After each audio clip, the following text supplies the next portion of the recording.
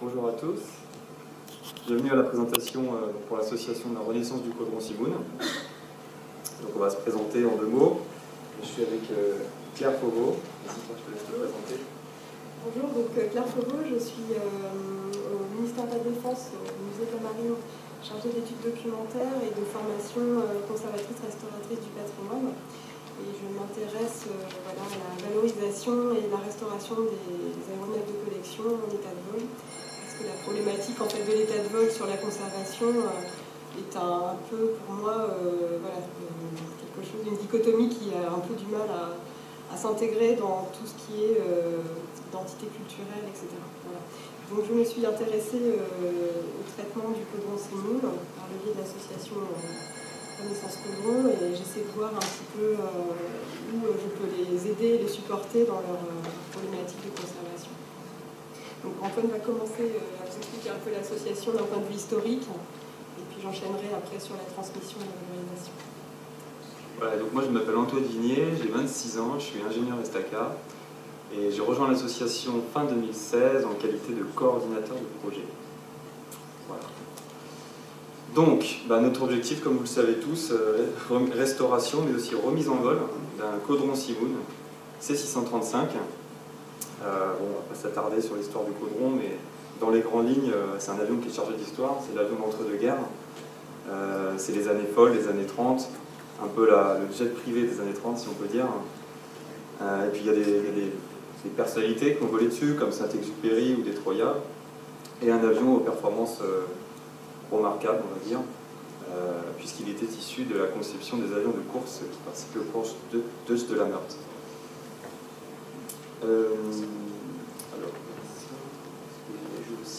Le caudron Simoun, à notre connaissance, il en reste 2 dans le monde.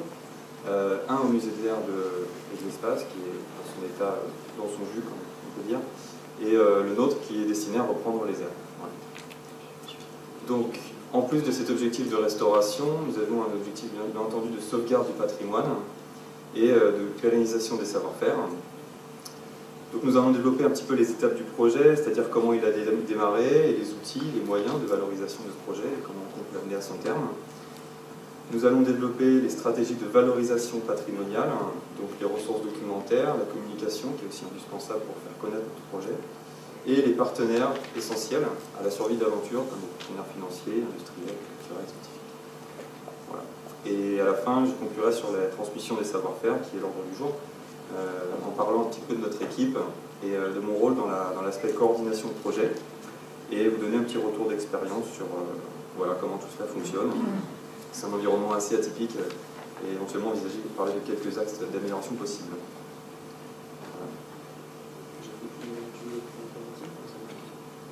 Je peux vous présenter un petit peu le projet, comment il a démarré. 2 propriétaires, François Minard et Stéphane Lanterre, qui ont récupéré le caudron Simoun en 2003. Le projet est implanté sur l'aérodrome de Pontoise. L'association a été créée en 2009, association reconnue d'intérêt public. Et on a constitué au fur et à mesure des années un bon groupe de bénévoles aux multiples compétences dont nous allons vous parler. Et la spécificité aussi, pour la transmission du savoir, en tout cas, un point central, c'est mon rôle, c'est la spécificité du coordinateur de projet et d'opération.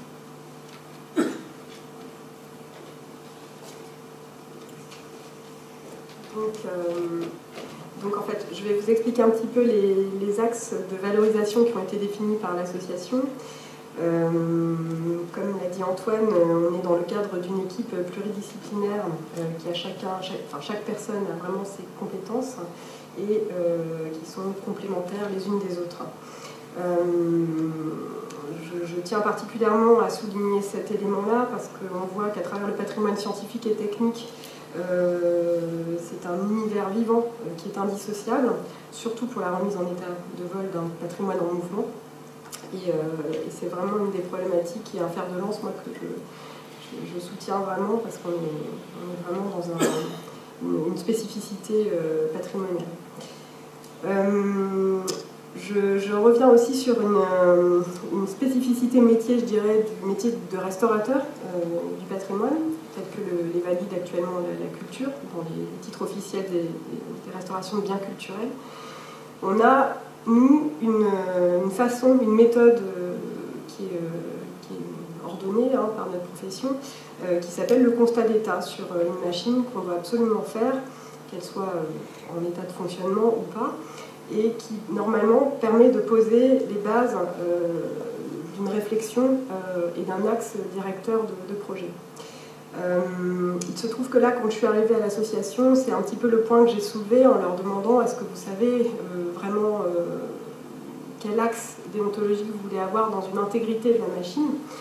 Et on s'est aperçu en discutant autour de causeries et de petites réunions à 2 ou 3 en aparté que finalement ils avaient eu une grosse complexité en fait à poser un petit peu à plat sur la transmission des éléments et puis la perte de savoir parce que certains membres de bénévoles étaient partis de l'association et n'avaient pas forcément laissé une trace, une retranscription des éléments. Donc on se retrouvait face à une machine, il faut recalibrer tout et tout remettre à niveau pour repartir en fait sur une base saine pour comprendre dans quel axe on restaure. Donc les axes d'intervention et l'homogénéité du travail n'ont été vraiment repris qu'à l'arrivée d'Antoine, sous la houlette de François et Stéphane. Et voilà, on a essayé vraiment à partir de la coordination du projet de récupérer au fond des ateliers, vraiment dans le détail en fait, de chaque élément qui sont restaurés, une retranscription de l'oralité. Et Antoine s'est attaché particulièrement à faire écrire un petit peu tout le monde. Je crois que Christian Ravel l'a aussi très bien rappelé dans une intervention récemment, de mettre toujours un petit cahier à côté de chacun pour que la transmission puisse se faire. Voilà, donc on a fait un inventaire en l'état, on y a apporté une réflexion. Et on s'est aperçu voilà, que cette perte de transmission quand même qui nous manquait autour du projet venait d'un membre qui était parti. Le concept de restauration, donc vraiment du caudron Simon spécifiquement, est lié aussi au risque de la remise en vol, avec quand même un appareil assez particulier dans le pilotage, dans son moteur aussi actuellement en cours de restauration. Donc on essaie aussi de voir, justement pour la partie moteur, comment, puis Antoine va vous expliquer un peu ça de façon plus détaillée, mais comment partir d'une problématique de similitude mécanique par rapport aux 2 normes 1000 qu'il y a à l'association et de faire des tests expérimentaux avant l'intégration sur le caudron. Donc je ne sais pas si Antoine peut donner un exemple. Oui, en fait c'est très simple, le caudron Simon, comme il en reste 2, on ne va pas trop jouer, pour dire. Donc on a 2 normes 1000 qui sont des Messerschmitt 108 à moteur Renault, qui utilisent le même moteur que le caudron Simon. Donc l'idée c'est de se servir de ces avions qui sont moins rares pour faire toutes les expérimentations du moteur du caudron, de faire voler ce moteur, de le fiabiliser et ensuite de l'installer sur le caudron. Et on sait qu'on part sur une base, en tout cas pour ce qui est du moteur, qui sera fiable. Voilà. Voilà, donc après, comme toute association, je pense, on est tous un petit peu au même point, à savoir quantifier le temps qu'on va passer sur un travail, à savoir voilà, l'estimer en temps et en budget. Donc ça, c'est vraiment une problématique qui repose vraiment sur 3 piliers, quoi. Finance, savoir-faire et le goût aussi et l'investissement à titre personnel, tant des propriétaires, mais des bénévoles aussi qui sont investis dans le projet. Et c'est pas forcément évident, on se rend compte que dans les associations, tout tient vraiment d'une volonté, puis d'une unité aussi d'équipe. Donc voilà, et puis Antoine peut aussi très bien parler du management d'équipe bénévole qui est assez complexe. Alors je tiens à souligner quand même chez Caudron Simon une particularité de l'association, parce que j'observe aussi à travers d'autres associations un peu le mode de fonctionnement et d'organisation. À l'arrivée d'Antoine, qui est un jeune, plein de volonté, il a mis en place un doodle voilà, pour un peu calibrer tout le monde sur des timings, on va dire, des présences. Et donc je félicite Antoine pour cette initiative qui a contraint tout le monde, hein, et puis finalement ça roule bien et on sait vraiment qui est là pour faire quoi. Donc à chaque fois qu'un bénévole arrive, voilà, il sait à quel point il est du projet. Il est briefé, il a la transmission en direct et puis on sait sur quoi le mettre et il ne se tombe pas les pouces en arrivant en fait. Hein. Voilà. Donc, alors, Voilà, pour le développement de la stratégie de valorisation patrimoniale, alors on a la chance dans l'association à Pontoise d'avoir un référent qui est assez dynamique aussi, qui vient de la société IBM, qui a beaucoup travaillé pour la communication et qui impulse vraiment une énergie assez phénoménale sur tout ce qui est médiation numérique, et en communication active aussi. Ça, c'est vraiment indispensable parce que ça permet à l'association de rayonner. Donc, il a ouvert un mur Facebook dans lequel voilà, il active un certain nombre de pages de documentation en ligne. Et ce fonds documentaire vient soit de réseaux documentaires fédérés sur lesquels il fonctionne voilà, sous accord, ou de notre fonds documentaire, puisqu'il y a aussi une base documentaire qui a été donnée à l'association, et un centre de documentation qui est lié à l'association, qui a quand même certaines ressources. Voilà.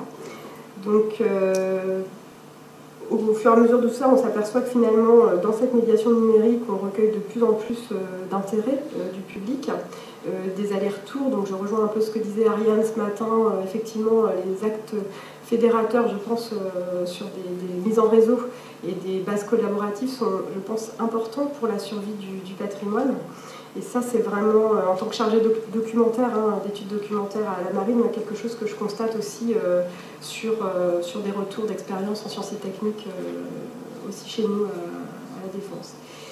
Donc l'intérêt, vraiment, c'est d'avoir quelqu'un au sein de l'association qui puisse unifier et harmoniser un petit peu ces retours documentaires et de données numériques, et savoir la mettre en valeur soit sur un site, soit sur des réseaux collaboratifs. Au niveau des partenaires et mécènes, l'association a essayé de sensibiliser un certain nombre de mécènes avec des partenariats d'échange. Les propriétaires se sont rapprochés de la Fondation Saint-Exupéry, donc ce qui va permettre probablement de faire un peu de cross-fertilisation et d'avoir aussi un impact d'image important. Ce qui n'est pas sans évoquer des problématiques aussi en termes de conservation et d'image de l'appareil, c'est-à-dire qu'on va devoir arbitrer des choix probablement sur la remise en peinture, etc., qui pourraient être gênants par rapport à l'historique de l'appareil, mais qui vont probablement porter le projet d'un point de vue financier. Donc ça, ce sont des arbitrages qui seront faits au fur et à mesure de l'avancée du projet. J'ai soumis une idée, puisque j'ai même de la culture, d'un domaine scientifique aussi, l'idée de se rapprocher du territoire par le biais de laboratoires en fait, d'analyse.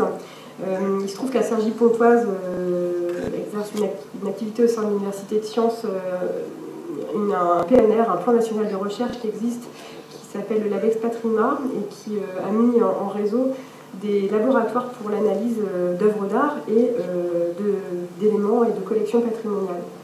Donc ils sont un petit peu dans la trame pour répondre à nos demandes, et on a un petit peu l'intention peut-être de lancer un projet sur des analyses de peinture pour récupérer exactement la traçabilité des éléments picturaux, enfin des éléments pigmentaires qui ont permis de faire la remise en peinture de l'appareil. Donc on va essayer de se rapprocher le plus possible d'une donnée historique.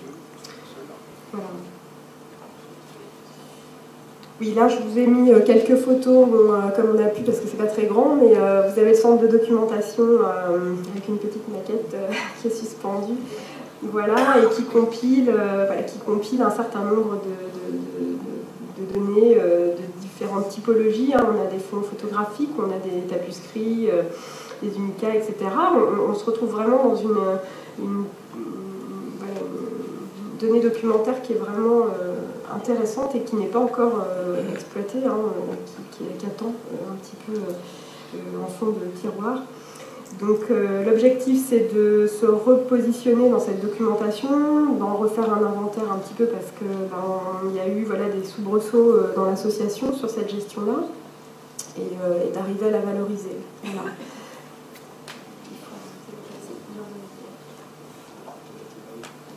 Oui, ça c'est juste un point. Alors voilà. En fait, j'ai été happée moi par cette association parce que j'ai vu ça sur internet. Donc Je signale juste qu'en tant que restauratrice du patrimoine, il y a des choses qui me choquent. Donc quand je suis arrivée dans cette association, je me suis dit, mon Dieu, ils sont fous, ils ont tagué un ordre-nil aux couleurs d'un artiste graffeur, quelle horreur, mais comment on peut oser faire ça? Et puis quand on rentre dans les méandres de l'association, on s'aperçoit qu'il y a un acte assez intelligent derrière, qui est aussi déjà le doublon, hein, 2 normes-nil qui sont mis côte à côte, donc à un moment donné, question budget, je pense que tout le monde en est là, il faut faire des arbitrages et des choix, donc pour en reconstituer un, on fait ce qu'on peut avec l'autre. Et puis savoir comment, à partir du reliquat de celui qui va être sacrifié, le valoriser quand même d'une autre manière stratégique et commerciale. Donc voilà, donc c'est une peinture qui peut être enlevée, qui peut être faite, mais qui a permis d'avoir un acte un peu iconoclaste, voilà, qui permet aussi des partenariats, voilà, ouais. Synthèse et puis artistique également. Voilà. Donc, nous allons terminer parler un petit peu de l'équipe. Donc ça a été fondé, cette association, par les pilotes Stéphane Lanter et François Minard. Donc, François qui nous a malheureusement quitté il y a 15 jours. Je vais dire un petit mot à la fin de cette présentation sur lui. Donc ils sont les initiateurs du projet. Et ce qui est intéressant de noter dans cette association, c'est que, je pense aussi comme d'autres associations, nous avons une diversité assez intéressante avec plein de compétences qui nous arrivent de toutes formes. On a des anciens mécaniciens d'Air France qui sont maintenant à l'ingénierie de structure, on a un informaticien, un commercial chez IBM, un clerc de notaire qui fait plus l'administratif, un mécanicien hélicoptère, un pilote professionnel, peintre carrossier, ingénieur de recherche culture, etc. Donc c'est là où j'en viens à l'aspect coordination de projet. C'est qu'en fait l'idée c'est qu'on a plein de compétences qui viennent de partout et il faut arriver à les canaliser. On a une bonne puissance de travail, en général ça s'effectue sur les samedis. Et moi mon rôle c'est d'arriver à canaliser un petit peu toutes ces compétences. Donc pour vous dire, avant ce qui se passait c'est que vous avez des personnes, ils arrivent sur avion, ils ont tous plein de bonnes volontés, ils veulent tous faire plein de choses très chouettes, et ils sont 5 autour d'un avion et ils disent qu'est-ce qu'on fait? Alors là c'est là où j'interviens, c'est que je dis ok, on peut travailler sur ça aujourd'hui, et là du coup je répartis les rôles en fonction des compétences de chacun. Voilà. Donc je suis un petit peu le point central, je recueille les informations, et après je les redistribue, les infos, et je répartis le travail. Voilà. Alors au niveau des outils qu'on a, on fait des suivis Excel, c'est la transmission, on garde une traçabilité de ce qu'on a fait sur les avions. Ça permet aussi de valider le travail effectué, parce qu'on a aussi des avions qui volent. Là vous voyez ici, c'est le Yak 11, alors je suis avec un bénévole et un stagiaire. On travaillait sur le Yak 11, et en bas je suis avec une stagiaire ingénieure, Marion, qui refaisait les réservoirs du Caudron Ciboune en 3D sur Katia. Voilà. Donc on valide aussi le travail effectué via ces suivis Excel, et je constitue également un emploi du temps tous les samedis avec l'usage d'outils comme Doodle, comme je disais tout à l'heure, qui permet de savoir qui sera là le samedi, qui ne sera pas là et sur quoi on va travailler. Voilà. Anticipation des besoins. Un petit retour d'expérience sur l'environnement atypique dans lequel je suis. Ça requiert des multiples compétences, comme on l'a dit, coordinateur, ingénieur aussi, puisqu'on fait de la rétroconception, comme vous pouvez le voir ici sur les réservoirs de Caudron, là, sur le Katia. Et puis mécanicien, puisqu'il faut préparer le chantier pour que le samedi ce soit au plus efficace possible. Voilà. Après, en axe d'amélioration, on pourrait intégrer quelques outils, on va dire, de partage de l'information, de communication. On fait des choses très high-tech maintenant sur les téléphones portables, qui permettraient de centraliser tous les documents et toutes les informations, puisqu'en fin de compte, c'est passer l'information, la communication, c'est un petit peu le nerf de la guerre. Voilà. Et en termes de transmission du savoir, ce que j'essaie de faire, c'est de mettre en forme clairement sur quoi j'ai travaillé en faisant des fiches, et de sorte que, par exemple, quand je ne serai plus là, qu'il y ait des gens qui puissent reprendre ces fiches, ces informations, et pas refaire tout le schéma, et se baser sur des photos, sur des fiches de méthode, pour reprendre les travaux sur les avions et arriver à refaire des opérations. Je terminerai juste sur un petit mot pour François qui nous a quittés il y a 15 jours malheureusement, un des cofondateurs de l'association. François, c'est un projet qui lui tenait beaucoup à cœur, donc dans le respect du souhait de François, et puis pour continuer, c'est un projet qu'on continue et qu'on se soutient tous ensemble. Voilà. Merci d'être venu.